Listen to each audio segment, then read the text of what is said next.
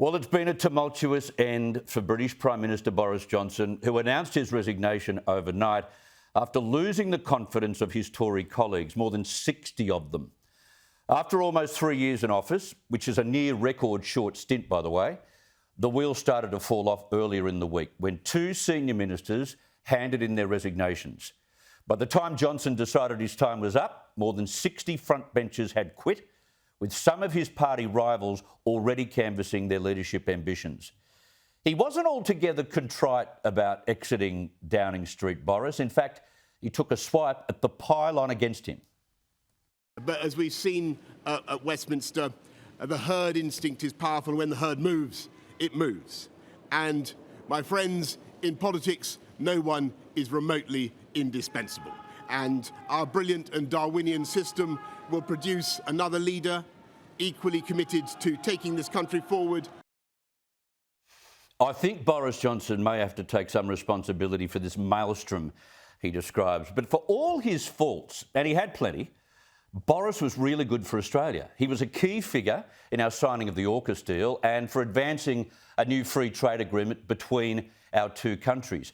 Joining me now to discuss Boris's exit and more is Liberal Senator for Queensland, James McGrath, who's, well, worked closely with Boris in the past. James, thank you very much for your time. Tell us about this effort that he made to be the Mayor of London. You were by his side during that period. What was it like?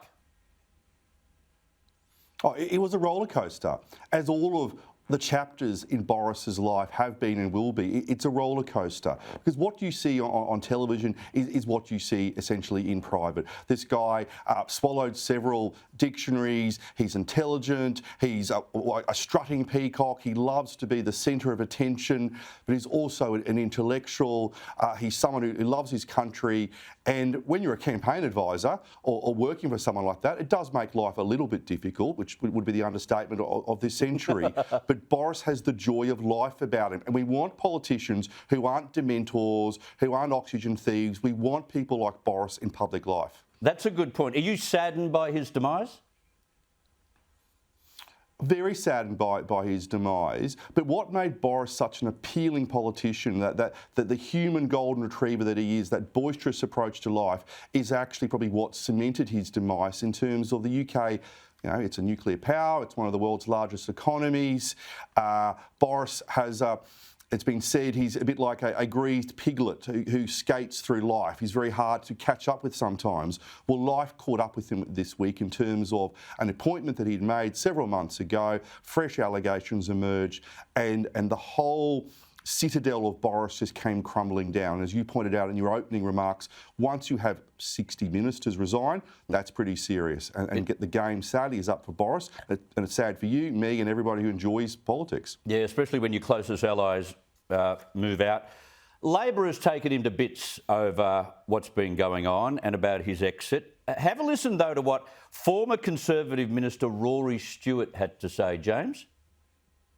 A liar, a showman, a buffoon, a rank incompetent, and probably the most shameful Prime Minister that Britain has ever had, and somebody the like of whom I pray we will never see again. Fair or unfair, James?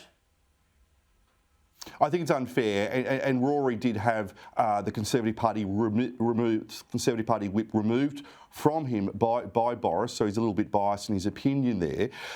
Boris is a showman, so I agree with that. But all politicians are showmen. We all have egos. But what Boris, you want to look at what he delivered as Mayor of London. He cut crime. He cut council tax. He delivered a very successful Olympics. You look at what he did as Prime Minister. He delivered on Brexit. And from Australia's perspective, the AUKUS agreement, the free trade agreement. This is someone who won an amazing election only a couple of years ago, where he smashed through Labor seats that have been held by the Labor Party since the creation of the Labor Party in the UK.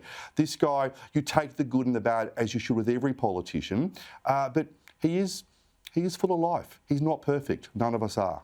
He's very young for a Prime Minister to be removed. He's still in his 50s. What will he do now, do you think?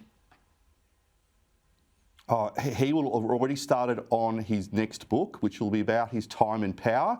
It will be out in time for Christmas, and without having read a single page of it, I guarantee it's going to be a cracker of a read, and I'll be ordering probably 20 or 30 copies to use as raffle prizes for the Liberal National Party here in Queensland, and read one for myself.